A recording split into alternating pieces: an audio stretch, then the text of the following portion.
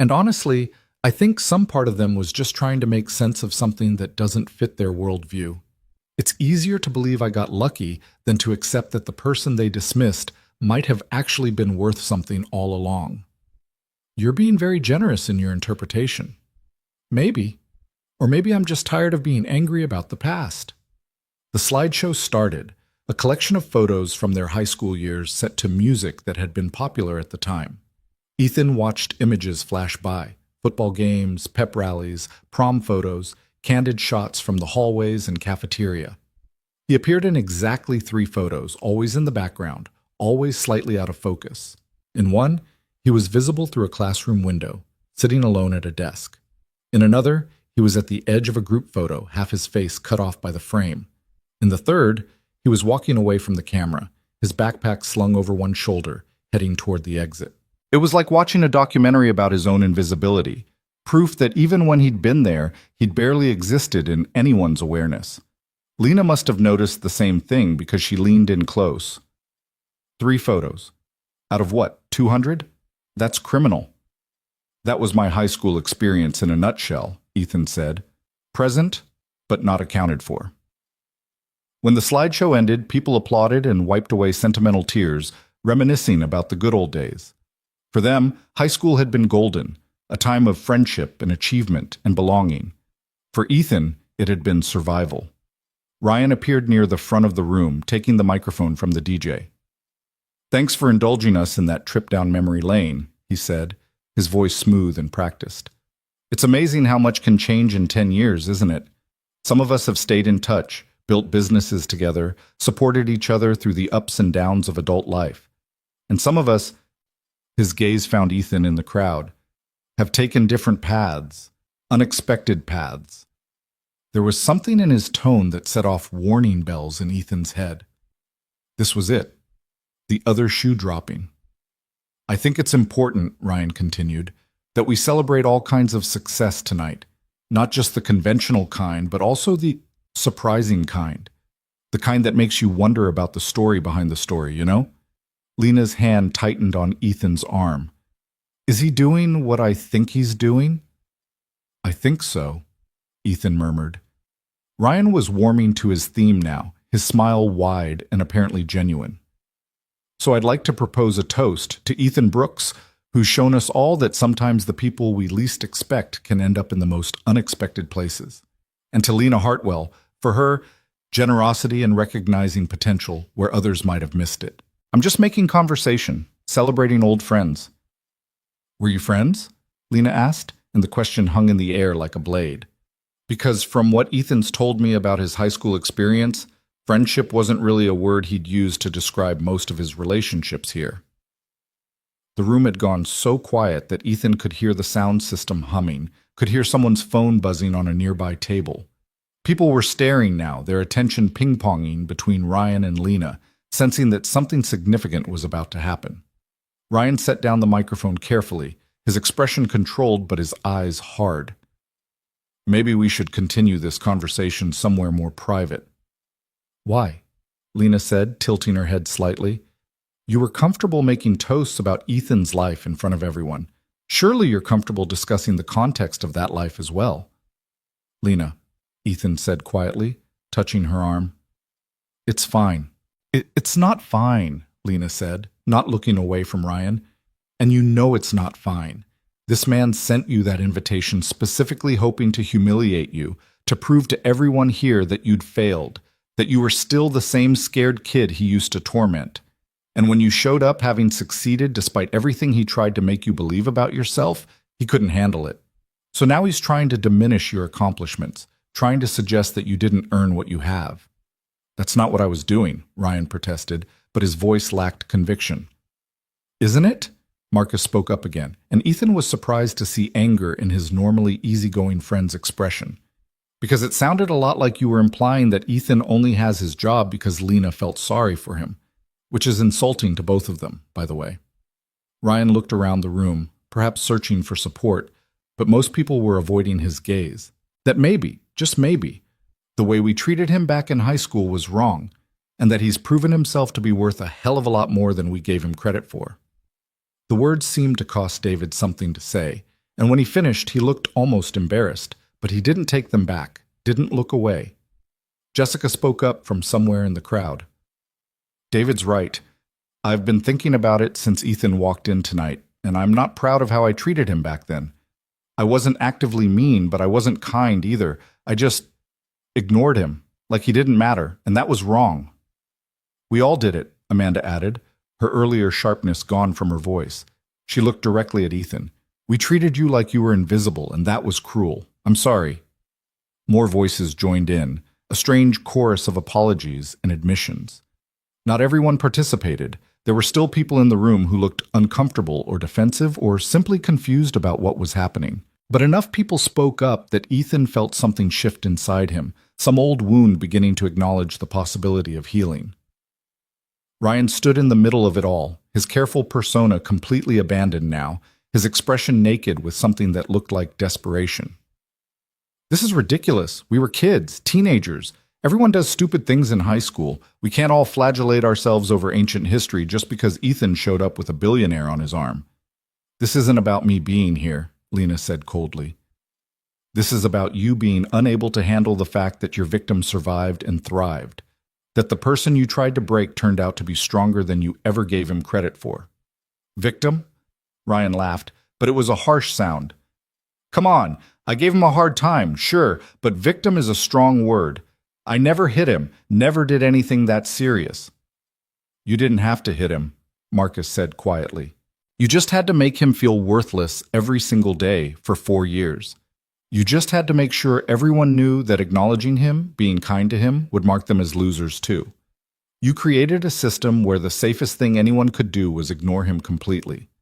That's not nothing, Ryan. That's cruelty with plausible deniability.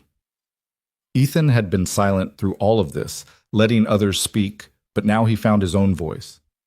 You wrote Loser Lane on my locker in permanent marker, senior year. I spent hours trying to scrub it off before the janitor finally painted over it. Do you remember that? Ryan's face had gone pale. That was a stupid joke. You tripped me in the cafeteria on purpose, made me spill my lunch all over myself in front of everyone. Sophomore year, do you remember that? Ethan, you told everyone I smelled bad, that I wore the same clothes every day because my family was too poor to afford new ones. Which was true, by the way. We were struggling. My mom was working 3 jobs after my dad died, and we were barely keeping the lights on. And you turned that into a punchline. Do you remember that? Ryan didn't answer, his jaw clenched tight. You stole my gym clothes and threw them in the trash, Ethan continued, his voice steady but heavy with memory. You started a rumor that I was failing out, that I was too stupid to handle the coursework, when the truth was I was working nights and weekends and barely had time to sleep, let alone study. You made my life hell, Ryan, not in one big dramatic way, but in 1,000 small ways that added up to me hating who I was, hating coming to school, hating existing in the same space as you. The room had gone completely still. Even the DJ had stopped moving, standing frozen at his equipment.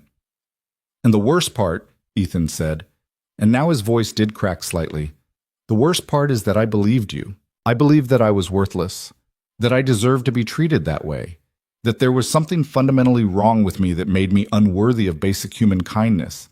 It took me years to unlearn that, years to stop apologizing for taking up space, years to believe that maybe I had something valuable to offer the world.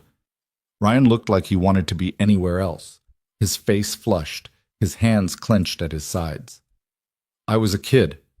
I didn't understand. You understood exactly what you were doing, Lena interrupted. You chose your target carefully. Someone who couldn't fight back, who didn't have the social capital to defend himself, who was already struggling enough that your attacks would hurt the most. That's not accidental cruelty. That's calculated. I'm sorry, Ryan said, and for the first time he sounded like he might actually mean it. Okay? I'm sorry. I was insecure and stupid, and I took it out on someone who didn't deserve it. I'm sorry. Are you? Ethan asked. Or are you just sorry that you got called out in front of everyone, that your plan to humiliate me backfired? Ryan flinched. How did you The invitation, Ethan said, pulling it out of his jacket pocket. He'd brought it with him, though he wasn't sure why.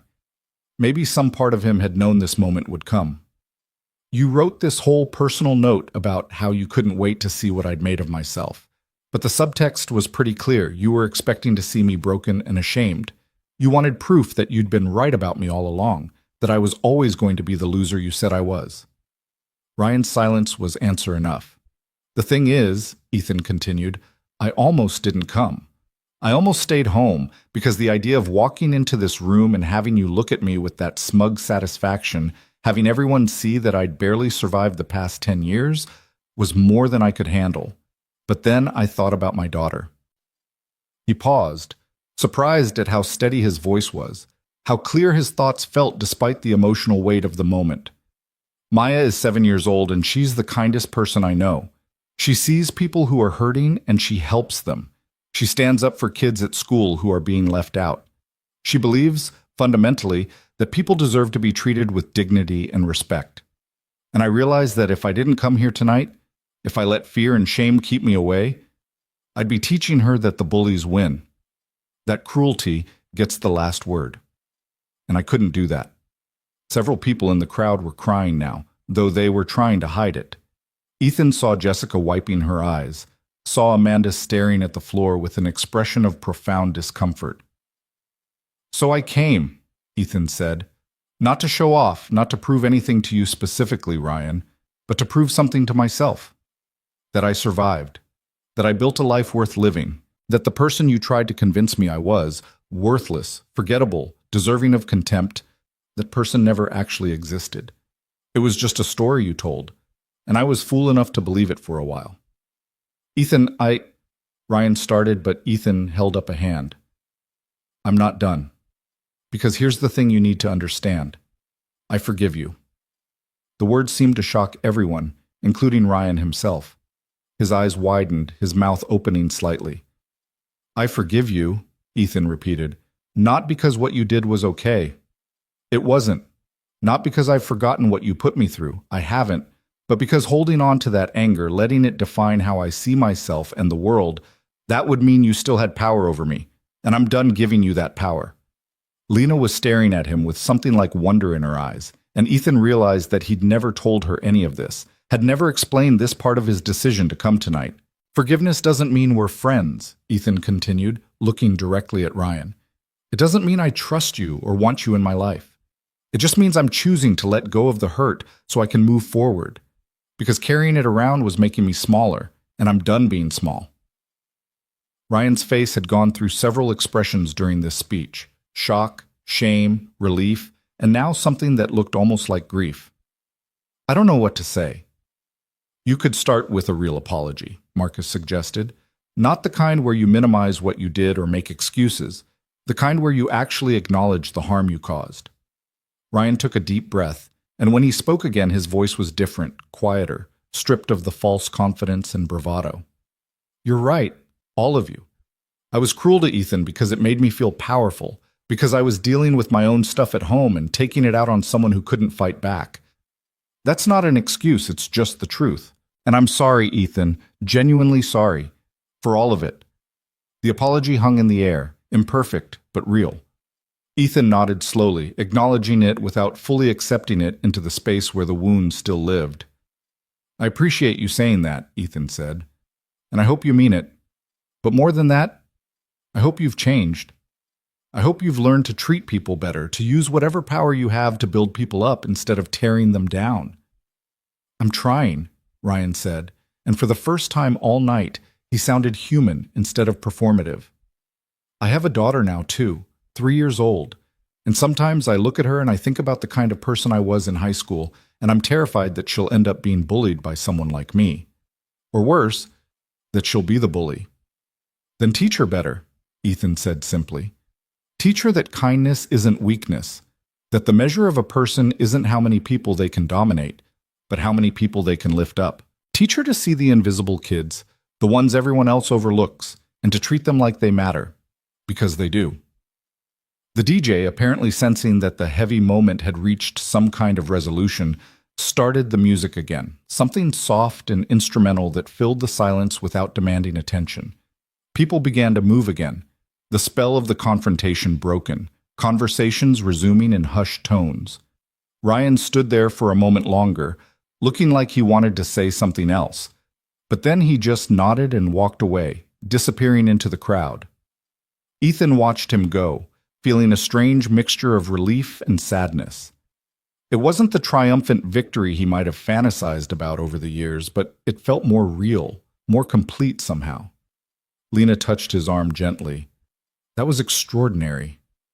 That was exhausting, Ethan corrected, but he was smiling slightly. I need some air, for real this time.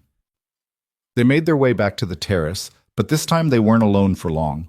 Marcus followed them out, then David, then a few others, people who wanted to apologize in person, who wanted to tell Ethan about their own struggles with the social hierarchies of high school, who wanted to acknowledge that they'd failed him in various ways. Sarah Chen approached with tears streaming down her face. I was horrible to you. I knew what Ryan was doing, and I never said anything, never tried to stop it. I just laughed along because it was easier than standing up to him. We all made choices, Ethan said gently. The question is what we do with those choices now. Do we learn from them? Do we do better? I'm trying to, Sarah said. I'm a teacher now, actually, middle school, and I watch for the kids like you, the ones who are quiet and kind and getting overlooked or picked on. I try to make sure they know someone sees them, someone cares. Then you've already done better, Ethan told her, and meant it. The conversations continued, each one a small act of reconciliation, a tiny repair to the fabric that had been so badly torn. Not everyone approached. There were still people in the ballroom who seemed content to pretend nothing had happened, to go on believing whatever narrative made them comfortable. But enough people came forward that Ethan began to feel something he hadn't expected to feel tonight. Hope. Jessica found him near the railing, nursing a glass of water. I owe you an apology too, but I also wanted to ask you something. Okay, Ethan said cautiously. How did you do it? How did you go from there to here without becoming bitter and angry? Because if I'm being honest, if I'd been treated the way you were, I don't think I'd have been able to forgive anyone. I'd have wanted revenge. Ethan considered the question seriously. I don't think I'm less angry than you would be. I think I just found other places to put that energy. I put it into being a good father, into doing work that helps people, into building relationships with people who actually see me and value me. Revenge would have been satisfying for maybe 5 minutes, but then I'd still be the same person, just angrier. Forgiveness didn't make me less hurt, but it did make me less stuck. That's really mature, Jessica said. I'm not sure I'm there yet with my own high school demons. It's a process, Ethan said, and it's not linear. There are still days when I think about what happened and I get angry all over again, but those days are getting less frequent, and the anger is getting less intense. That's progress, I guess. Lena had been talking with Marcus and David, but she returned to Ethan's side as the evening wore on, a steady presence that grounded him. Around 10 o'clock, she leaned in close. Ready to leave? You've more than fulfilled your obligation to this reunion. Ethan scanned the ballroom one more time. Ryan was in a corner, talking quietly with a few people, his earlier bravado completely absent. Others were dancing, drinking, laughing, having the reunion experience they'd come for. And Ethan realized he didn't need to stay anymore. He'd said what he needed to say, heard what he needed to hear. The rest was just going through motions. Yeah, he said. Let's go. They made their goodbyes, collecting business cards and promises to stay in touch from people Ethan suspected he'd never hear from again. But a few, Marcus, David, even Jessica, felt genuine, like maybe something real could be built from the ashes of high school. The Rolls-Royce was waiting where they'd left it, gleaming under the parking lot lights. As they pulled away from the hotel, Ethan looked back one more time, seeing the building lit up against the night sky, hearing the faint sound of music drifting out. Any regrets? Lena asked. About coming? No. About how it went? Some. Ethan leaned back against the leather seat. I wish it hadn't taken a public confrontation for Ryan to apologize. I wish more people had stood up back then, when it would have mattered most. I wish a lot of things. But I'm glad I came. I needed to see that they were just people. Flawed, complicated people who made bad choices and are trying to live with the consequences. You were incredibly gracious in there, Lena said. The forgiveness speech, the way you handled Ryan's attempts to diminish you, all of it.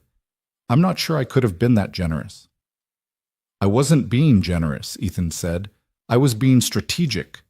Anger would have given Ryan exactly what he wanted, proof that he still had power over me, that I was still the same hurt kid he remembered. Forgiveness took that power away. It let me be the person I actually am instead of the person he tried to make me. Still, Lena said, it was brave, and I'm proud to know you. They drove in comfortable silence for a while, the city lights blurring past the windows. Ethan thought about Maya, asleep at home, oblivious to the drama of the evening. He thought about the work waiting for him on Monday, the projects and meetings and responsibilities that made up his actual life. And he thought about how strange it was that this one night, this reunion he'd been dreading for weeks, had somehow become less important than he'd feared it would be. The people from his high school weren't the arbiters of his worth. They never had been, really, but he'd given them that power by caring so much about their opinions. Tonight had been about taking that power back, about reminding himself that their version of his story wasn't the truth. Thank you, Ethan said suddenly, for coming with me tonight, for standing up for me in there, for everything. Lena smiled. That's what friends do, Ethan. We show up for each other. Besides, I got to see you at your best tonight. Strong, principled, forgiving, but not weak. It reminded me why I hired you in the first place, and why making you a partner was the smartest business decision I've ever made. Even smarter than the Henderson acquisition? Way smarter. Henderson was just money. You're the real thing, someone who makes everything around them better just by being there. That's rare, Ethan. Don't ever forget that. The car pulled up to Ethan's apartment complex, and he sat there for a moment, not quite ready for the evening to end. Want to come up? Meet Maya? My mom's probably still awake, and she'd love to meet the famous Lena Hartwell. I'd like that, Lena said. Though I should warn you, I'm terrible with kids. I never know what to say to them. Just be yourself. Maya has excellent judgment about people. She'll like you. And she did. Maya woke up when Ethan came in, insisted on coming out to meet his friend despite his mother's protests that it was past bedtime. She took one look at Lena and announced that she liked her dress, and could she have one just like it when she grew up? Absolutely, Lena said seriously. In fact, I'll make sure to send you one for your birthday. What's your favorite color? Purple. Or maybe blue. Or both. Purple and blue it is. Ethan's mother made tea, and they sat in the small living room while Maya chattered about school and her friends and the fort she'd built that afternoon. And watching Lena engage with his daughter, seeing them laugh together over some silly joke, Ethan felt something settle in his chest, a sense of rightness, of pieces falling into place. This was his life. Not the high school reunion, not the confrontation with Ryan, not the public vindication. This. His daughter, his mother, his friend who'd become family. The small apartment that was home. The work that gave him purpose. The quiet, ordinary moments that added up to something meaningful. After Lena left, after Maya had been tucked back into bed and his mother had gone to sleep in the guest room, Ethan sat alone in the kitchen, the reunion invitation still in his pocket. He pulled it out, read Ryan's handwritten note one more time, and then did something he'd been wanting to do for weeks. He threw it away. The invitation landed in the trash with a soft thud, and Ethan felt something release in his chest. Not all at once, but like a knot slowly loosening after years of being pulled tight. He stood there for a moment, staring at the white plastic bin, half expecting to feel regret or second thoughts. Instead, he felt lighter. Monday morning arrived with the usual chaos of getting Maya ready for school. She was in one of her chatty moods, talking nonstop about a science project on butterflies, while simultaneously refusing to eat her cereal and insisting she needed to wear her purple dress, even though it was in the laundry. Maya, sweetheart, you need to eat something, Ethan said, checking his watch. They were already running 10 minutes behind schedule. But I'm not hungry, and butterflies don't eat cereal. They drink nectar from flowers, so maybe I should have flowers for breakfast. That's very logical, but humans need different food than butterflies. Ethan set a granola bar in front of her. Compromise? This has honey in it, which comes from flowers. Maya considered this seriously, then picked up the granola bar. Okay, but can I tell Miss Peterson that I had flour breakfast? You can tell Miss Peterson whatever you want, as long as you're in the car in 5 minutes. His mother appeared in the doorway, already dressed and ready for her shift at the hospital where she worked as a nurse. I can drop her off if you need to get to work early. Thanks, Mom, but I've got it. Ethan kissed his mother's cheek. How'd you sleep? Like a rock, though I kept thinking about Saturday night. She lowered her voice, glancing at Maya to make sure she was occupied with her granola bar. You were very brave, sweetheart. Your father would have been proud. The mention of his father still brought a pang, even after all these years. I hope so. I kept thinking about what he used to say, that the measure of a man is how he treats people who can't do anything for him. He did say that, usually right before he'd stop to help someone change a tire or give money to someone who needed it. His mother smiled sadly. He'd have loved seeing the man you've become, Ethan, and he'd have adored Maya. Maya looked up at the sound of her name. Grandma, are you talking about Grandpa again? The one in the pictures? I am, baby girl. Daddy says he was kind to everyone, even people who weren't kind back. That's true, Ethan's mother said. He believed that kindness was its own reward. Maya wrinkled her nose. What does that mean? It means you don't have to get anything back to make being kind worth it, Ethan explained, grabbing his briefcase and Maya's backpack. You're kind because it's the right thing to do, not because you expect a prize. Oh, like when I shared my crayons with Tommy, even though he never shares with me? Exactly like that. The drive to Maya's school was filled with more butterfly facts and a passionate argument about whether caterpillars got scared when they turned into butterflies. Ethan listened with half his attention, the other half already thinking about the week ahead at Hartwell Industries. There was a board meeting on Wednesday, a presentation he needed to finalize, and a new project proposal he wanted to discuss with Lena. But as he pulled up to the school drop-off line, Maya turned to him with sudden seriousness. Daddy, did you have fun at your party on Saturday? It was interesting. Not exactly fun, but important. Did the people who weren't nice to you say sorry? Ethan was constantly amazed by how much his daughter picked up on, even when he thought he was being subtle. Some of them did, yes. And did you forgive them? I did. Maya nodded, satisfied. That's good. Miss Peterson says forgiveness is like cleaning your room. You do it so you have space for better things. Ethan laughed, pulling her into a hug. Miss Peterson is a very wise woman. Have a good day at school, okay? I'll pick you up at 3. Okay. I love you, Daddy. I love you too, butterfly girl. He watched her skip into the building, her backpack nearly as big as she was, and felt that familiar mixture of pride and terror that came with being a parent. Every day he sent her out into a world that could be cruel, hoped that he was teaching her enough resilience and kindness to navigate it, prayed that she'd never experience the kind of systematic dismissal he'd endured. The offices of Hartwell Industries occupied the top 3 floors of a modern glass building downtown.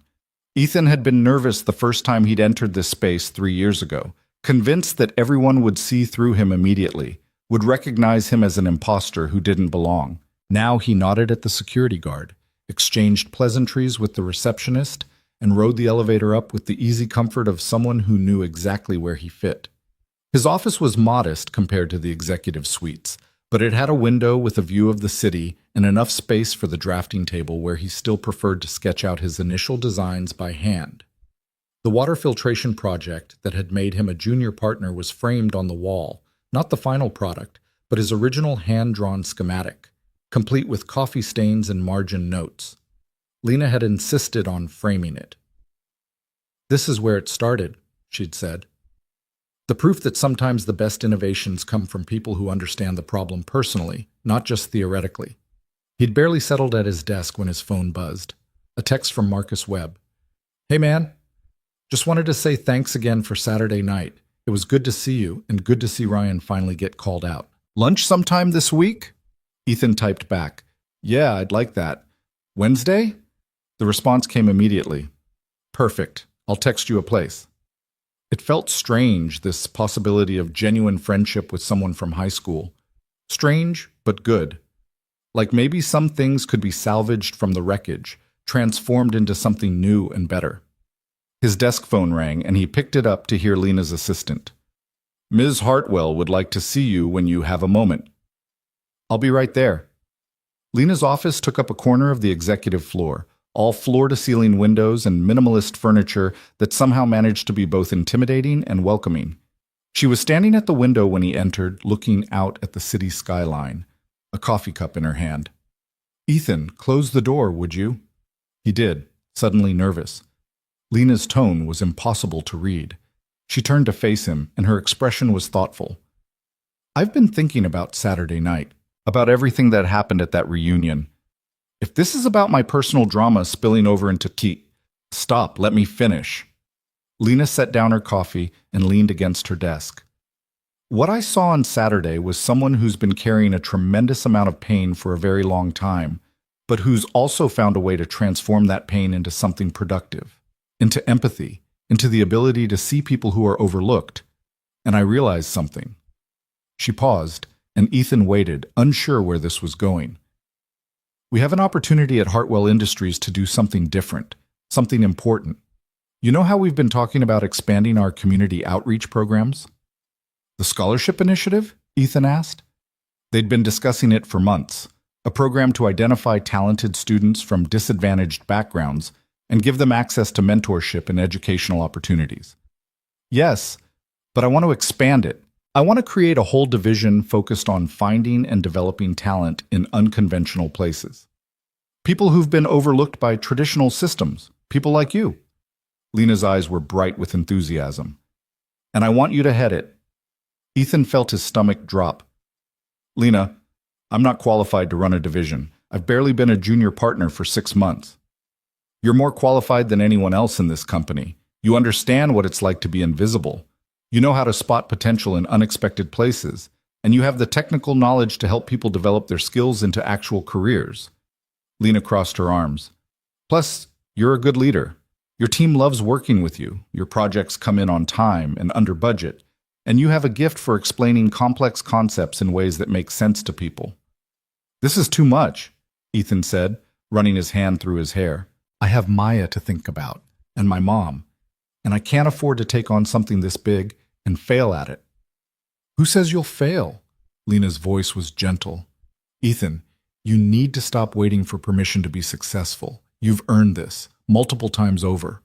"But what if I can't?" "What if you can?" Lena interrupted. "What if this division becomes the most important work you ever do? What if you find the next generation of innovators and give them chances they never would have had otherwise? What if you break the cycle that almost broke you?" The words hit home, and Ethan felt something shift in his thinking. He'd spent so long focused on survival, on proving he deserved to be here, that he hadn't allowed himself to imagine what came next, what he could build if he stopped being afraid of his own potential. "I'd need to think about it," he said slowly. "Talk to my mom, figure out the logistics with Maya's schedule." "Of course, take the time you need." "But Ethan?" Lena waited until he met her eyes. "Stop underselling yourself. You're not the scared kid from that reunion anymore. Maybe you never really were. Maybe that was just a story other people told about you that you believed for too long. It's time to write a new story." The rest of the week passed in a blur of meetings and planning sessions. Ethan couldn't stop thinking about Lena's offer, turning it over in his mind from every angle. On one hand, it was an enormous opportunity, a chance to make a real difference in people's lives. On the other hand, it felt overwhelming, like he was being asked to leap across a chasm without knowing if he could reach the other side. Wednesday's lunch with Marcus helped clarify things. They met at a small cafe downtown, the kind of place that served overpriced sandwiches and had genuinely good coffee. Marcus was already there when Ethan arrived, sitting at a corner table and scrolling through his phone. "Ethan, hey." Marcus stood to shake his hand, and they both sat down, that awkward moment of reacquaintance stretching between them. "Thanks for suggesting this," Ethan said. "I wasn't sure if you really wanted to stay in touch, or if that was just reunion talk." "No, I meant it. I've been thinking a lot since Saturday, about high school, about the choices I made or didn't make." Marcus leaned back in his chair. "I never stood up for you, not once. And I knew what Ryan was doing was wrong, knew you didn't deserve it, but I just didn't want to rock the boat. You were kind to me, though. That mattered. Did it? Because from where I'm sitting, being quietly kind while someone's being publicly tortured isn't really something to be proud of. Ethan considered this. It was better than nothing, and you never joined in on the cruelty. That counted for something. I guess. Marcus didn't look convinced. But I could have done more, should have done more. And I'm sorry I didn't. They ordered lunch, and the conversation shifted to lighter topics. Marcus's work in marketing, his recent divorce, the challenges of dating in their 30s. But eventually, they circled back to the deeper questions. Can I ask you something? Marcus said. How did you manage to not become bitter? Because I've been angry about way less, and I let it eat at me for years. You went through hell and somehow came out the other side as this genuinely decent person. How? Ethan thought about his daughter, about the moment he'd held her for the first time and realized he had to become someone worth looking up to. He thought about his mother, working 3 jobs and never once complaining, teaching him through example what real strength looked like. He thought about the night he'd stopped to help Lena, making a choice that seemed small at the time, but changed everything. I don't think I'm not bitter, he said honestly. I think I just found ways to channel it that didn't destroy me. I had Maya, and she needed me to be present and functional. I had work that mattered. And I had people, my mom, Lena, eventually my team at Hartwell, who saw me as something other than the sum of my wounds. That reunion must have been surreal for you, Marcus said, walking in there with Lena Hartwell, looking like you'd stepped out of a magazine. That must have felt good. It felt terrifying, Ethan corrected. The whole time, part of me was waiting for the other shoe to drop, for someone to point out that I was pretending to be something I wasn't. And then Ryan gave that toast, and I realized he was trying to do exactly that, undermine my legitimacy by implying I'd only succeeded because Lena felt sorry for me. But you shut that down pretty effectively. Lena shut it down. I just tried not to have a panic attack while she did. Ethan smiled ruefully. Though I'm glad I said what I said afterward, about forgiveness. I needed to say it out loud, needed to hear myself commit to it. Marcus was quiet for a moment, stirring his coffee absently. Do you think Ryan meant his apology, or was he just trying to save face? I think it was probably both. I think he was genuinely confronted with the reality of what he did, maybe for the first time, but I also think he was trying to control the narrative to make himself look better in front of everyone. Ethan shrugged. Honestly, it doesn't matter that much to me whether he meant it or not. I forgave him for my own sake, not his. That's very evolved of you. It's very exhausted of me, Ethan corrected. I'm tired of carrying around anger. It's heavy, and it doesn't change anything. They talked for another hour, and by the time they parted ways, Ethan felt like maybe this friendship could be real. Marcus had his own demons to wrestle with, his own regrets about the person he'd been in high school. But he seemed genuine in his desire to do better, to be better. That was enough for Ethan. That night, after Maya was in bed, Ethan sat down with his mother at the kitchen table. He told her about Lena's offer, about the new division, about his fears and uncertainties. What does your gut tell you? His mother asked when he'd finished. That I want to do it, that it could be important work, but also that I'm scared I'll fail, that I'll let people down, that I'm not ready for this level of responsibility. You weren't ready to be a father when Sarah died, his mother said gently, but you figured it out anyway. You weren't ready to work at Hartwell Industries when Lena first hired you, but you learned and grew and became invaluable to the company. Why would this be any different? Because the stakes are higher. If I mess this up, it's not just me who suffers. It's all the people this program is supposed to help. And if you succeed, you change lives. You give people opportunities they never would have had. You break cycles of poverty and invisibility and neglect. His mother reached across the table to take his hand. Ethan, you've been preparing for this your whole life. Every struggle you went through, every time you were overlooked or dismissed, every moment you had to fight just to be seen, all of that taught you something, and now you have a chance to use those lessons to help others. What if I'm not enough? Then you'll build a team of people who complement your weaknesses. You'll ask for help when you need it. You'll learn as you go, just like you've been doing all along. She squeezed his hand. But I think you are enough, sweetheart. I think you've always been enough. You just needed to believe it yourself.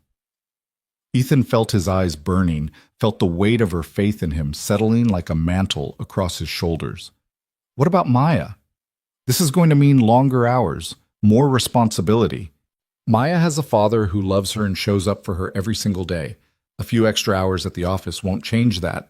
And honestly, I think it'll be good for her to see you taking on challenges, building something important. You're teaching her that it's okay to be scared and do the hard thing anyway. When did you get so wise? I've always been this wise. You just weren't always ready to listen. His mother smiled. So are you going to take the job? Yeah, Ethan said, and saying it out loud made it real. Yeah, I think I am. The next morning, he walked into Lena's office and accepted the position. She grinned, pulling him into a quick hug that was unprofessional and perfect. You won't regret this, she said. I already regret it a little, Ethan admitted, but I'm doing it anyway. That's the spirit. Now, let's start building something that matters. The following weeks were a whirlwind of planning and preparation. Ethan worked with HR to develop criteria for the program, with finance to secure funding, with marketing to create outreach materials. He interviewed potential team members, reaching out to people who understood the populations they were trying to serve because they'd lived those experiences themselves. One of his first hires was a woman named Patricia Gomez, who'd grown up in foster care and put herself through community college while working 3 jobs. She had a master's degree in social work now and 15 years of experience connecting vulnerable populations with resources. When Ethan explained the vision for the division, her eyes had filled with tears. This is what I've been waiting for, she said. A program that actually gets it, that understands these kids need more than just money. They need someone to believe in them. Can you start Monday? Ethan asked. His second hire was James Chen, a software engineer who'd been homeless for 2 years after aging out of foster care. He'd taught himself to code at public libraries and had eventually landed a job at a startup, but he'd never forgotten what it felt like to be invisible, to have potential that no one could see. I want to build the technology infrastructure for this, James said during his interview. A system that tracks not just academic metrics, but the whole person, their circumstances, their support systems, their barriers to success. Something that helps us identify kids who are falling through the cracks before it's too late. You're hired, Ethan said. Slowly, carefully, he built a team of people who understood the mission, not just intellectually, but viscerally. People who'd been overlooked, dismissed, told they weren't good enough or smart enough or worthy enough. People who'd survived anyway and wanted to make sure the next generation didn't have to fight as hard. Meanwhile, life continued its normal rhythms. Maya lost her first tooth and was convinced the tooth fairy was actually Ethan in disguise. Because your handwriting looks the same, Daddy. Ethan's mother finally agreed to cut back her hours at the hospital and spend more time pursuing her painting, a hobby she'd abandoned decades ago when money got tight. And Ethan found himself settling into his new role with a sense of purpose he hadn't known he was missing. 6 weeks after the reunion, he got an unexpected email. The subject line read, "Thank you," and the sender was Ryan Cole. Ethan stared at it for a long moment before opening it. The message was short, and as far as he could tell, genuine. Ethan, I know you probably don't want to hear from me, and I understand if you delete this without reading it, but I wanted you to know that our conversation at the reunion has been on my mind every day since. I started seeing a therapist, actually, to work through some of the issues that made me act the way I did in high school. And I've been making a real effort with my daughter, teaching her the things you talked about, seeing the invisible kids, being kind even when it's not convenient, standing up for people who can't stand up for themselves. I'm not asking for forgiveness or friendship. I just wanted you to know that what you said mattered, and it's changing how I show up in the world. I hope you're doing well. Ryan. Ethan read it twice, then sat back in his chair, unsure how he felt. Part of him was skeptical. Ryan had been manipulative before, could easily be manipulative now. But another part of him wanted to believe in the possibility of change, wanted to think that their confrontation had actually meant something. In the end, he wrote back a simple response. I'm glad you're doing the work, Ryan. That takes real courage. I wish you and your daughter all the best. He didn't offer to meet up or stay in touch, didn't try to build a bridge that neither of them really needed. But he also didn't close the door completely. Sometimes, he was learning, the most generous thing you could do was leave space for people to grow into better versions of themselves, even if you weren't going to be there to witness it.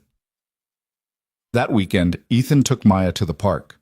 It was one of those perfect autumn days, the kind where the air was crisp but the sun was warm, and the leaves were just starting to turn brilliant shades of red and gold. Maya ran ahead to the playground, and Ethan settled onto a bench to watch her, his phone in his pocket for once instead of in his hand. He watched his daughter climb the jungle gym with fearless determination, watched her help a smaller kid reach the monkey bars, watched her organize an impromptu game with children she'd never met before. And he thought about how different her childhood was from his own, how she moved through the world with a confidence he'd never had at her age. "Is that your daughter?" Ethan looked up to find an older woman sitting down on the other end of the bench. She had kind eyes and gray hair pulled back in a bun. "Yeah, the one in the purple jacket. She's lovely, very kind to the other children. You must be proud." "I am," Ethan said simply. "I'm a retired teacher," the woman continued. 35 years in elementary education, and I can always spot the kids who are being raised right. They're the ones who notice when someone's being left out, who share without being asked, who treat everyone with basic decency. Your daughter has that quality." "Thank you," Ethan said, feeling his throat tighten with emotion. "I try my best." "Well, whatever you're doing, keep doing it. The world needs more children like her." The woman stood, preparing to leave. "She's going to do important things someday, that one. I can tell." After she'd gone, Ethan sat there for a long time, watching Maya play. He thought about the reunion, about Ryan's email, about Lena's faith in him and the new division he was building. He thought about all the ways his life had changed, about the person he'd been and the person he was becoming. And he realized something important. He wasn't finished yet. The reunion had been a milestone, a moment of reckoning with his past. But it wasn't an ending. It was just another beginning, another chance to choose who he wanted to be and what kind of mark he wanted to leave on the world. "Daddy!" Maya called from the top of the slide. "Watch me!" "I'm watching!" Ethan called back, pulling out his phone to take a picture. She came down the slide with her arms raised in victory, her laugh carrying across the playground. And Ethan thought that maybe this was what healing looked like. Not a grand gesture or a perfect resolution, but a series of small, ordinary moments that added up to something like peace. That picture of Maya on the slide became Ethan's phone background, a reminder during difficult days that joy existed in simple moments. He looked at it often over the next several months as he threw himself into building the Opportunity Initiative, as they'd decided to call the new division. The name had come from Patricia during one of their early brainstorming sessions. "We're not giving handouts," she'd said. "We're giving opportunities. Chances for people to show what they're capable of when someone actually bothers to look." The program launched quietly in January, 6 months after the reunion. They started small, partnering with 3 high schools in underserved communities, identifying students who showed potential but lacked resources or support systems. The criteria they developed was unconventional. Yes, they looked at grades and test scores, but they also looked at resilience, creativity, problem-solving ability, the capacity to overcome obstacles. They looked for the kids who were invisible, the ones teachers might overlook, the ones who reminded Ethan of himself. One of their first participants was a girl named Destiny Williams, a 16-year-old who was essentially raising her 3 younger siblings while her mother worked 2 jobs. Her grades were middling, her attendance spotty, but when James had interviewed her asking about her biggest challenges, she'd pulled out a hand-drawn organizational system she'd created to manage her siblings' schedules, meals, homework, and activities. "I made this so I wouldn't forget anything important," she'd explained. "Each color means something different, and the symbols tell me what priority level each task is. It probably seems silly, but it helps me keep track." "This isn't silly," James had said, studying the intricate system. "This is systems design. This is exactly the kind of thinking we look for in software engineering. Have you ever thought about coding?" Destiny had laughed. "I barely have time to do my own homework. When would I learn to code?" "What if we made time?" James had asked. "What if that was part of what we offered you?" Now, 3 months into the program, Destiny was learning Python in the evenings after her siblings were in bed, attending virtual tutoring sessions with James and soaking up information like she'd been starved for it. Her grades had improved because the program provided stipends that allowed her mother to cut back one of her jobs, giving Destiny more time to study. But more than that, Destiny was thriving because someone had finally seen her. "She reminds me of you," Lena had said when Ethan showed her Destiny's first coding project, a program that helped organize household tasks and sent reminders. Same kind of practical intelligence, same determination to make things work despite impossible circumstances. "I hope she has an easier path than I did," Ethan said. "She will, because she has you looking out for her. You're giving her what you didn't have, someone who believes in her potential before she's proven it to the world." The success stories started small but accumulated steadily. Marcus, a 17-year-old who'd been written off as a troublemaker, turned out to have a gift for mechanical engineering and was now being mentored by one of Hartwell's senior engineers.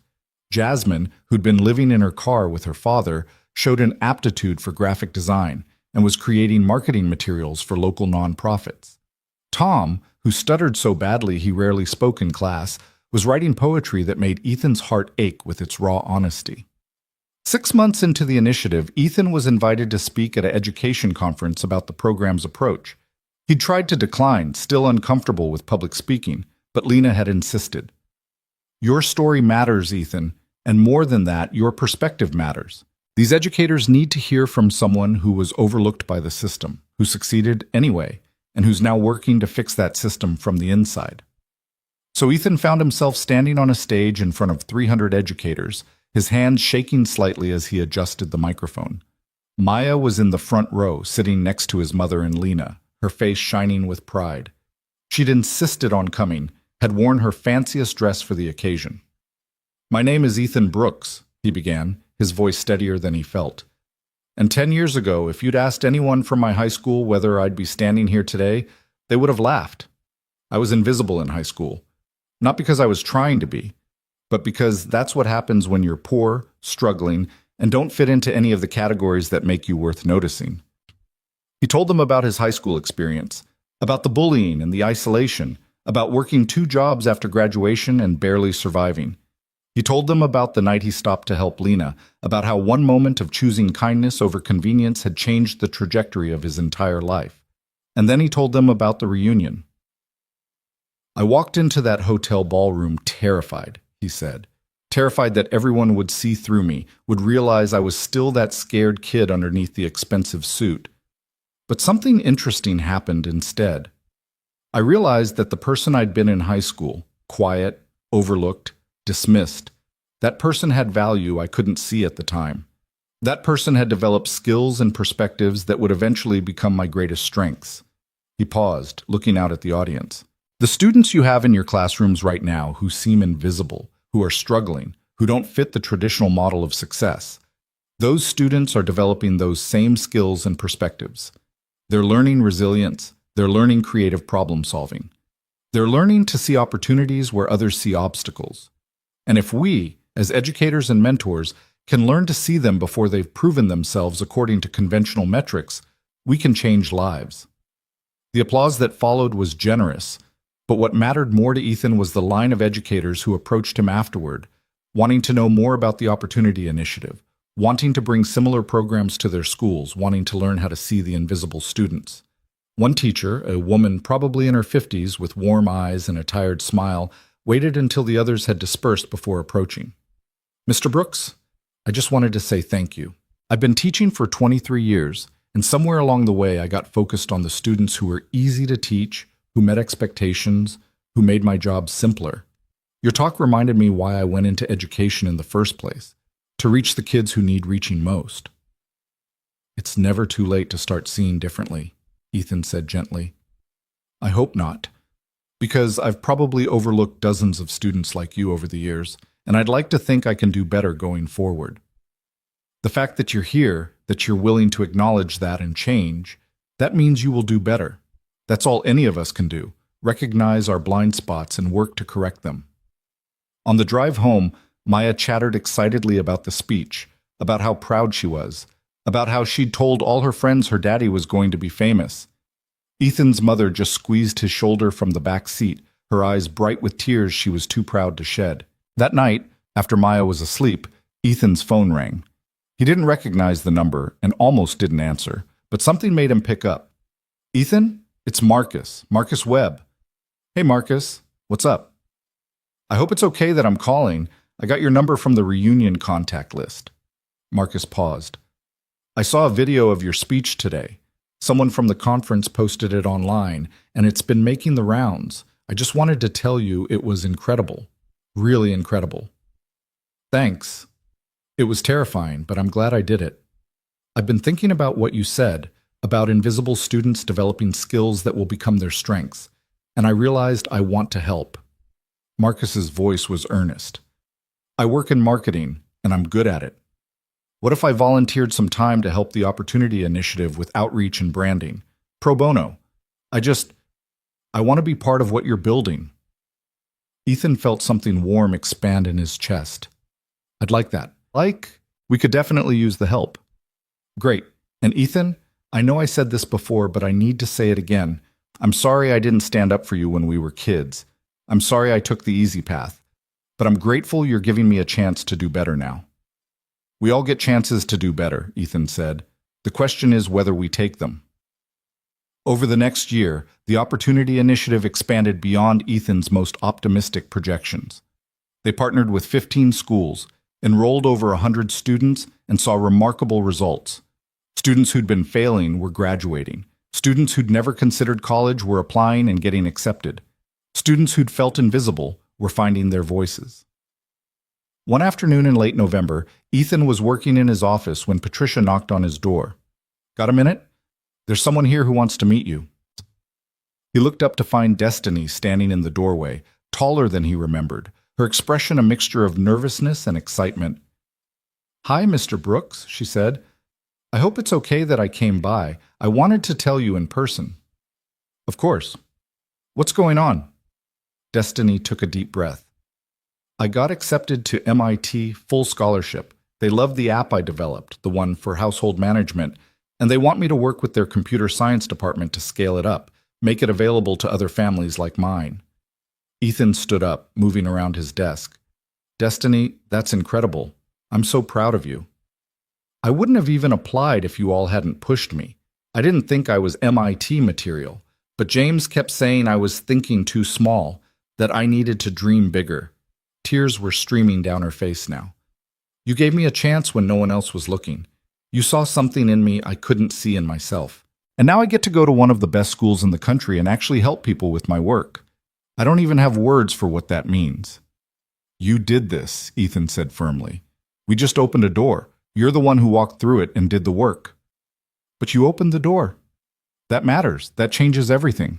Destiny wiped her eyes. "I'm going to do this for other people someday. I'm going to build programs and create opportunities and make sure kids like me don't have to fight so hard just to be seen. I promise." After Destiny left, Ethan sat at his desk for a long time, staring at nothing, feeling the weight and lightness of what they'd built. This was what he'd survived for. This was what all those years of struggle and invisibility had been preparing him for.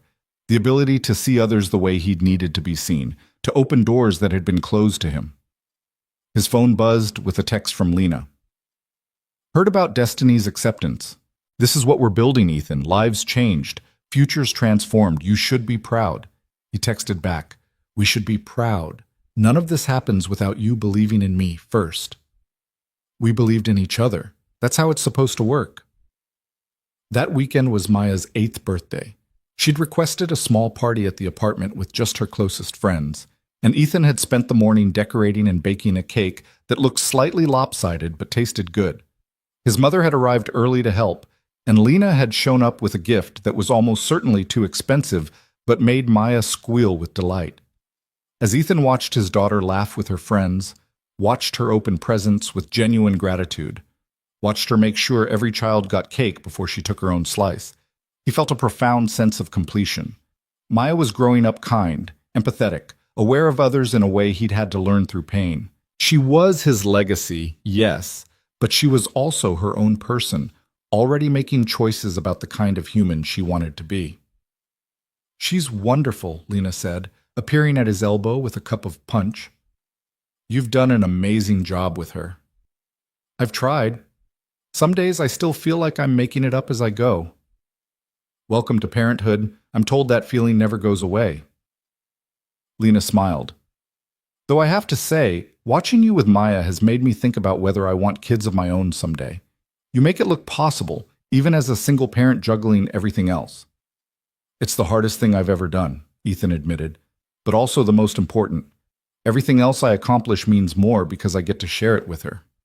Later, after the party had wound down and the last guest had left, Maya climbed into Ethan's lap on the couch, sticky with frosting and exhausted from excitement. Daddy, this was the best birthday ever. I'm glad, baby girl. You deserve the best. Can I tell you something? Always. Maya settled more comfortably against his chest. At school, there's this boy named Alex. He doesn't have a lot of friends, and some of the kids are mean to him because he's different. He likes different things and talks different and stuff. Ethan felt his heart rate pick up, recognizing the pattern. Okay, what about him? I've been sitting with him at lunch, and I asked him to the birthday party, but his mom said he couldn't come because they had other plans. But I wanted you to know I invited him. Maya looked up at Ethan. Is that okay? Some of my friends said it was weird that I'm nice to him. Ethan hugged her tighter. That's more than okay. That's exactly right. Being kind to someone who needs a friend is one of the most important things you can do.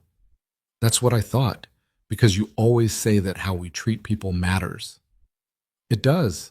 And Maya, I'm so proud of you for choosing to be kind, even when other kids think it's weird. That takes real courage. Were you like Alex when you were little? The question caught Ethan off guard, but he decided to be honest. Yeah, I was. I didn't have a lot of friends in school, and some people were mean to me. It was hard.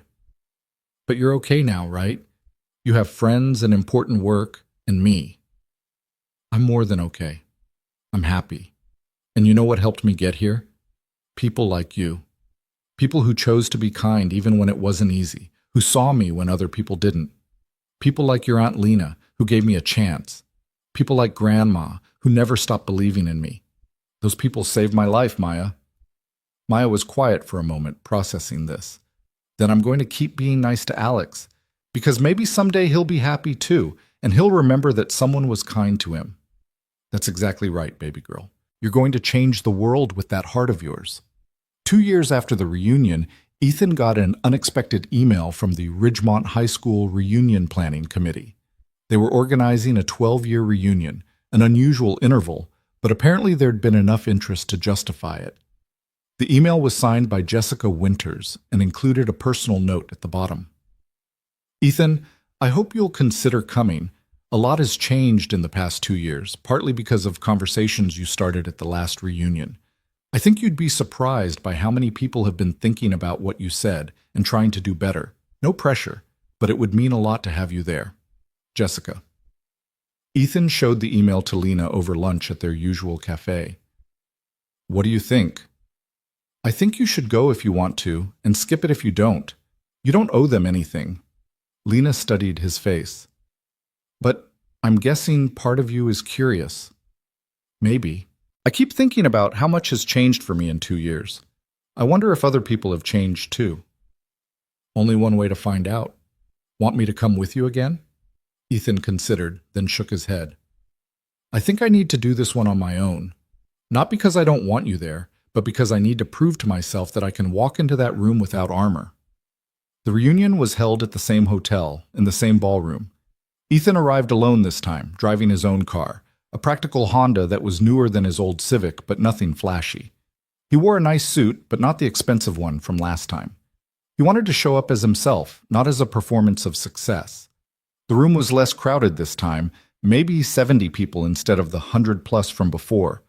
But the atmosphere was different, less performative, more genuine. People were gathered in small groups, talking and laughing, but the competitive edge Ethan remembered from last time was absent. Jessica spotted him immediately and came over, her smile warm and real. Ethan, I'm so glad you came. Thanks for the invitation. I almost didn't come, but I was curious. I'm glad curiosity won, Jessica gestured around the room. It's a smaller crowd this time, but I think it's the right people. The ones who actually wanted to reconnect and not just show off. Marcus appeared, giving Ethan a quick hug. There he is. How have you been, man? I saw the article about the Opportunity Initiative in the Times. That was incredible. We've been busy. Good busy, though. How's the marketing world treating you? Can't complain, and I've been doing more volunteer work, actually, helping nonprofits with their branding, teaching some classes at the community center. Turns out I like using my powers for good. More people approached. David, Amanda, even Sarah Chen. All of them seemed genuinely happy to see him, genuinely interested in his life and work. The conversations felt real in a way they hadn't 2 years ago, as if everyone had dropped their masks and decided to just be human together. About an hour into the evening, Ryan Cole arrived. He looked different, less polished, less carefully constructed. He'd gained a little weight, had some gray in his hair, looked tired in a way that suggested life had been complicated. He spotted Ethan across the room, and for a moment their eyes met. Ryan crossed the room slowly, his expression uncertain. "Ethan, I wasn't sure you'd be here." "Wasn't sure I would be either." "Can we talk? Maybe outside?" They found their way to the same terrace where Ethan had faced off with Jessica and Amanda 2 years ago. The night air was cooler now, autumn turning toward winter, and Ethan pulled his jacket tighter. "I got divorced," Ryan said without preamble. "About 6 months ago. It was complicated.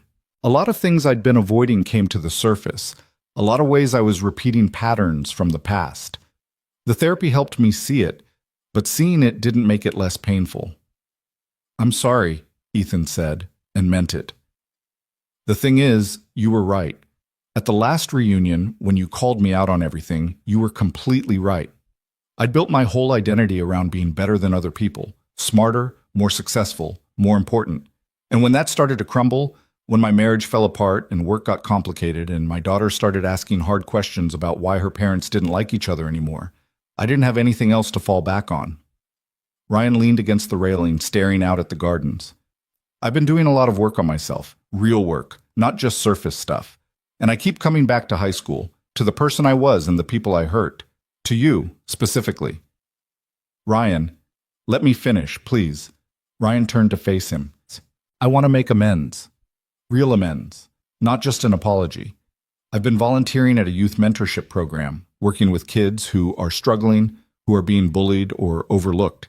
And every time I meet with these kids, I think about how I could have been helping instead of hurting when we were in school. How I could have used whatever social capital I had to make things better instead of worse." Ethan studied Ryan's face, looking for signs of manipulation or performance, but all he saw was exhaustion and genuine remorse. "That's good work. Important work." "It is.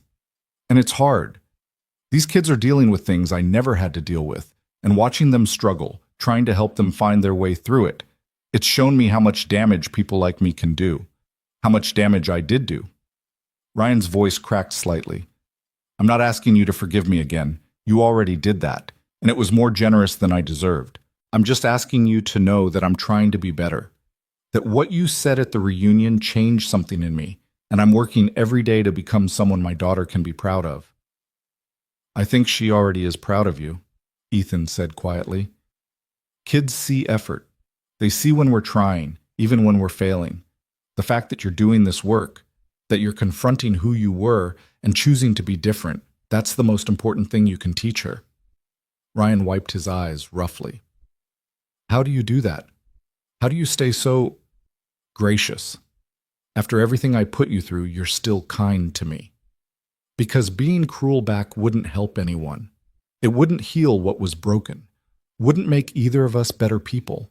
And honestly, Ryan, I'm tired of carrying anger around. It's heavy, and it doesn't change the past. All I can do is try to build a better future." They stood in silence for a moment, the sounds of the reunion drifting out through the open doors. Finally, Ryan extended his hand. "Thank you, Ethan, for being a better person than I deserve to know." Ethan shook his hand. "We all deserve the chance to be better. That's what I'm learning." When Ethan went back inside, he found himself pulled into a conversation with a group of former classmates about the Opportunity Initiative.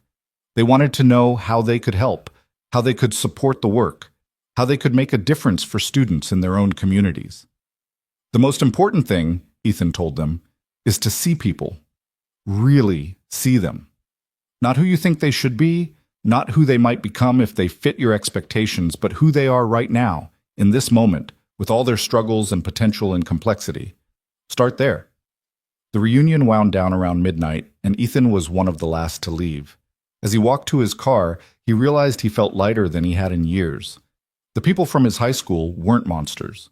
They were just people, flawed, complicated, capable of growth and change. Some of them would do the work to become better. Others wouldn't. But that wasn't his responsibility to fix. His responsibility was to keep building what he'd started, to keep opening doors for people who needed them, to keep showing Maya through his actions what it meant to choose kindness over cruelty, compassion over judgment, hope over bitterness. 3 years after that first reunion, Ethan stood on a stage again, but this time it was a much bigger one. The Opportunity Initiative had grown beyond anything he'd imagined, now operating in 6 states and working with over 1,000 students. Hartwell Industries had committed to expanding the program nationally, and Ethan had been invited to speak at a national education summit about their approach and results. Maya was 12 now, sitting in the front row again, but this time she understood more of what he was saying. She'd become an advocate herself, starting an anti-bullying club at her middle school and organizing community service projects that her friends actually wanted to participate in. Watching her lead, watching her step into her own power while staying fundamentally kind, was Ethan's greatest accomplishment. Lena was there too, sitting next to his mother, both of them looking proud enough to burst. The Opportunity Initiative had become one of Hartwell Industries' flagship programs, featured in case studies about corporate social responsibility and innovative approaches to education. 5 years ago, Ethan began, looking out at the audience of educators, policymakers, and business leaders. I walked into my high school reunion terrified that everyone would see me as the failure I'd convinced myself I was. I had a good job, was building a life I was proud of, but part of me still believed the story I'd been told as a teenager, that I was invisible, forgettable, worth overlooking. He paused, letting the words settle. But something extraordinary happened at that reunion. By showing up, by refusing to hide or apologize for my existence, by telling the truth about my experiences, I created space for other people to tell their truths too. And what we discovered was that almost everyone in that room had been hurt by the hierarchies we'd created in high school. Almost everyone had regrets about the person they'd been and the choices they'd made. The audience was completely silent, listening with the kind of attention that told Ethan his words were landing. The Opportunity Initiative grew out of that reunion, out of the realization that there are thousands, millions of students right now who are being overlooked, dismissed, told through 1,000 small actions that they don't matter. And if we can reach them, if we can see them before they've proven themselves according to conventional metrics, if we can give them opportunities to show what they're capable of, we don't just change individual lives. We change communities. We change the future. He told them about Destiny, now thriving at MIT and developing technology that was helping families across the country. He told them about Marcus, who'd gone on to study engineering and was now designing sustainable infrastructure. He told them about Jasmine and Tom and dozens of other students who'd gone from invisible to unstoppable because someone had chosen to see them. But this isn't just about programs and policies, Ethan continued. It's about how we see each other. It's about choosing to look beyond surface-level indicators of worth and potential. It's about recognizing that the quietest student in the back of the classroom might be solving problems in their head that the rest of us can't even conceptualize. That the kid who's always in trouble might be acting out because they're dealing with trauma we can't see.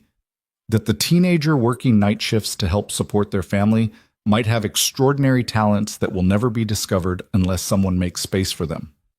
He looked directly at Maya as he spoke his next words. We have a choice, every single day, about whether we're going to be people who see others or people who overlook them. Whether we're going to use whatever power and privilege we have to open doors or to keep them closed. Whether we're going to perpetuate the systems that hurt us or work to dismantle them. And that choice matters more than any policy initiative or program we could ever create. The applause that followed was thunderous, but what mattered more to Ethan was the look on Maya's face. Fierce pride mixed with determination, like she was already planning how she'd build on what he'd started. After the speech, dozens of people approached, wanting to learn more, wanting to replicate the program, wanting to contribute. Ethan talked with them all, shook countless hands, exchanged business cards, and made promises to follow up. But eventually, he made his way to where Maya and his mother and Lena were waiting. Maya threw her arms around him. "Dad, that was amazing. I recorded the whole thing to show my class." "Your anti-bullying club?" Ethan asked, hugging her tight. "Yeah. I want them to understand that this stuff isn't just about being nice. It's about actually changing systems and helping people have better lives." "When did you get so wise?" Ethan asked, echoing what his mother had said to him so many years ago. "I learned it from you," Maya said, and then grinned, "but also from Aunt Lena and Grandma and all the people at the Opportunity Initiative. I pay attention." That evening, after all the official events were done, Ethan sat in his hotel room with his laptop, scrolling through emails and messages. There was one from Marcus Webb, congratulating him on the speech and updating him on a new mentorship program Marcus was starting at his own company. There was one from Jessica, telling him about a scholarship fund she'd established in her hometown for students from low-income families. There was even one from Ryan Cole, sharing photos of his daughter's science fair project and thanking Ethan again for the example he'd set. But the email that made Ethan pause was from someone he didn't recognize, a high school student named Carlos, who'd somehow found his contact information. "Mr. Brooks," the email read, "I saw your speech online, and I wanted to tell you that it made me cry. I'm a junior in high school, and I'm basically invisible here. I work after school to help my mom with bills. My grades are okay, but not great because I'm always tired, and I don't have friends because I don't have time for the stuff other kids do. I was starting to think that this was just my life, that I'd always be on the outside looking in. But your speech made me realize that maybe being overlooked now doesn't mean I have to be overlooked forever. Maybe someday someone will see me too. I just wanted to say thank you for giving me hope." Ethan read the email 3 times, then carefully composed a response. He told Carlos about the Opportunity Initiative, gave him information about how to apply, offered to connect him with resources in his area. But more than that, he told Carlos the truth that had taken him decades to learn. "You're not invisible, Carlos. You're just surrounded by people who haven't learned how to see yet. But the skills you're developing right now, resilience, responsibility, the ability to manage competing demands and still show up, those skills are going to serve you for the rest of your life. Don't let anyone convince you that struggle means you're failing. Sometimes the people who struggle the most are the ones who become the strongest. Keep going, keep fighting, keep believing in your own worth, even when no one else sees it yet. And know that I see you right now exactly as you are. You matter."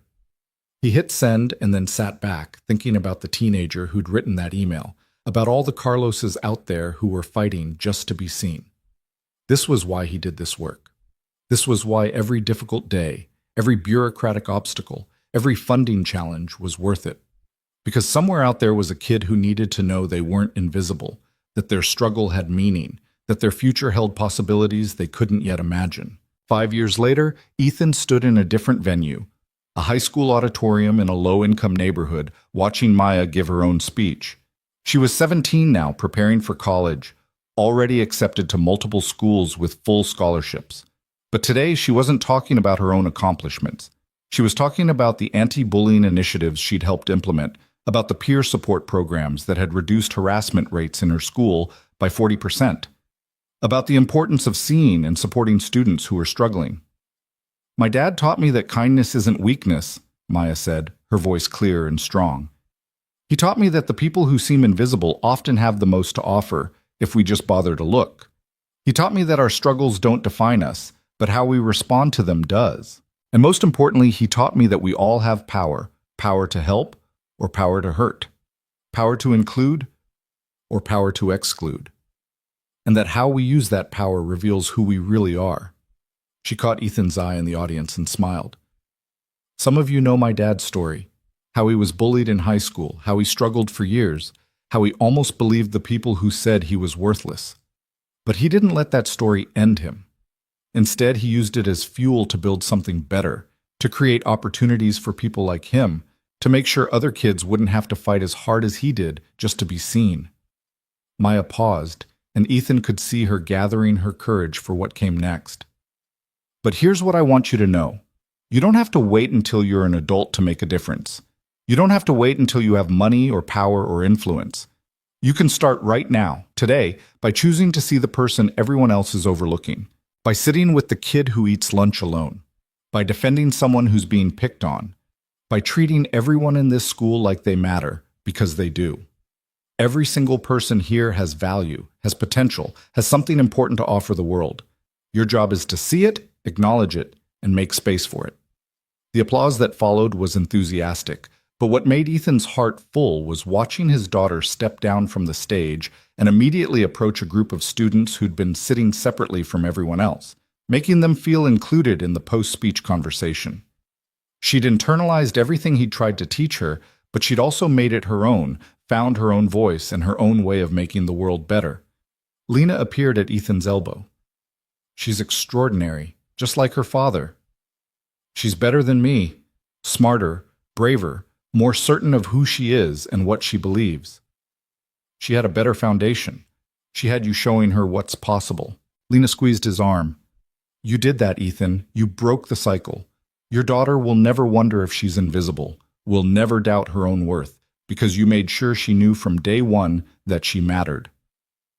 That night, as Ethan tucked Maya into bed, a ritual she was almost too old for, but that neither of them was quite ready to give up, she looked at him seriously. Dad, can I ask you something? Always. Do you ever wish you could go back and change high school? Make it so you weren't bullied, so you had friends, so it was easier? Ethan thought about the question carefully. Sometimes I wish I'd had an easier time. I wish I hadn't felt so alone, hadn't hurt so much. But if I could actually go back and change it. He shook his head. I don't think I would, because those experiences, as painful as they were, taught me things I couldn't have learned any other way. They taught me empathy. They taught me to see people who are struggling. They taught me that surface-level success doesn't mean much if you're cruel or dismissive to people along the way. And they led me to where I am now, to you, to the work I do, to the life I've built. So no, I wouldn't change it. I just tell my younger self that it gets better, that the pain has purpose, that someday he'll use all of this to help other people. Maya was quiet for a moment. I'm glad you didn't have it easy then, because if you had, you might not have become the dad I needed. Ethan felt tears prick his eyes. How did I get so lucky to have you as my daughter? You stopped to help someone in a snowstorm when you were exhausted and broke and had every reason to keep driving. That's not luck, Dad. That's character, and character creates its own luck. 10 years after that first reunion, Ethan received one final email from the Ridgemont High School reunion committee. This time it was from Marcus, who'd apparently taken over the organization. Ethan, the 20-year reunion is coming up, and I wanted to reach out personally. I know you've attended the last few, and each time has been meaningful for a lot of people. But this one feels different. A bunch of us have been talking, and we want to do something special. We want to honor you. Create an award in your name for graduates who've overcome adversity and are now working to help others. We'd love for you to be there to present the first one. What do you think? Ethan showed the email to Maya, now a college student home for the weekend, studying social work with plans to eventually join the Opportunity Initiative. Are you going to do it? She asked. I don't know. It feels strange being honored for just surviving and trying to do some good. Dad, you didn't just survive, you thrived. You built something that's changed thousands of lives. You turned your pain into purpose. Maya looked at him seriously. And more than that, you showed a whole room full of people that they could change too, that their past didn't have to define them. That's worth honoring. So Ethan went to the 20-year reunion, bringing both Maya and Lena with him this time. The ballroom looked the same, but the people in it had transformed. Not everyone. Some people never changed, never grew beyond who they'd been at 18. But enough people had done the work, had confronted their own behaviors, had become kinder and more conscious, that the atmosphere was completely different. Ryan Cole was there with his daughter, who was Maya's age and just as passionate about social justice. He'd remarried, seemed genuinely happy, and was running his own mentorship program for at-risk youth. When he saw Ethan, he crossed the room immediately. Ethan, thank you for coming, and thank you for everything you've built. My daughter volunteers with one of your partner programs. And watching her work with these kids, seeing her treat them with the respect and dignity I failed to show you, that's my redemption. So thank you for showing me a different way. The award ceremony was simple but moving. Marcus gave a speech about Ethan's journey, about how he'd transformed personal pain into systemic change. And then Ethan presented the first Ethan Brooks Memorial Award, though he'd protested the name, insisting it wasn't memorial since he wasn't dead yet, to a young graduate named James who'd survived homelessness, put himself through community college, and was now working to create affordable housing solutions. As Ethan handed James the plaque, he saw himself 20 years ago, scared, struggling, convinced he'd never amount to anything, and he saw the man James could become, given the right opportunities and support. Your struggle doesn't define you, Ethan told James as they shook hands. How you respond to it does. And from what I've read about your work, you're already responding in extraordinary ways. Keep going. The world needs what you're building. Later, as the evening wound down, Ethan found himself on that familiar terrace one more time, looking out at the gardens. But he wasn't alone. Maya was with him, and Lena, and his mother, and Marcus, and a dozen other people who'd become genuine friends over the years. You know what's funny? Marcus said. 20 years ago, if someone had told me that Ethan Brooks would be the most successful person from our graduating class, I wouldn't have believed them. Not because you weren't smart or capable, but because I couldn't see past the surface to who you really were. I'm sorry it took me so long to learn how to see. We all learn at different speeds, Ethan said. The important thing is that we learn it all. Maya leaned against his shoulder. Dad, do you think any of those people who were mean to you in high school ever imagined you'd end up here? Creating programs that help thousands of people, giving speeches that inspire others, raising a daughter who's going to carry on your work? Probably not. But that's the thing about being underestimated. It gives you the freedom to exceed expectations spectacularly. Ethan smiled. Though honestly, I don't do this work to prove anything to the people who doubted me. I do it because it matters. Because somewhere out there right now is a kid who's invisible, who's struggling, who's been told they don't matter. And I remember exactly how that feels. If I can make even one of those kids feel seen, feel valued, feel like they have a future worth fighting for, then every difficult moment I went through was worth it. Lena raised her glass. To Ethan Brooks, who taught us all that the measure of a person isn't where they start, but what they build with what they're given. And to the thousands of students whose lives are better because one person chose to see them. They all raised their glasses, and Ethan felt a sense of peace settle over him. The scared teenager who'd walked these halls 20 years ago, who'd believed he was worthless and invisible, would never have imagined this moment. But that scared teenager had survived, had fought, had refused to let cruelty and dismissal define him. And in surviving, he'd discovered something crucial, that the people who bloom late often have the deepest roots, and when they finally break through, they can change everything around them. This was his legacy, Ethan thought. Not wealth or fame or conventional success, but the chain reaction of kindness and visibility he'd set in motion. Every student the Opportunity Initiative helped would go on to help others. Every person who learned to see the invisible would teach that skill to their children. Every cycle of cruelty broken meant one less person growing up feeling the way he had. And standing there surrounded by people who'd become family, watching his daughter shine with purpose and promise, Ethan realized that he'd gotten exactly what he'd needed all along. Not revenge on the people who'd hurt him, but proof that their version of his story had been wrong. He wasn't a loser or a nobody or someone destined to fail. He was a father, a friend, a builder of futures, a person who mattered. He was Ethan Brooks, and he was finally, completely, undeniably visible.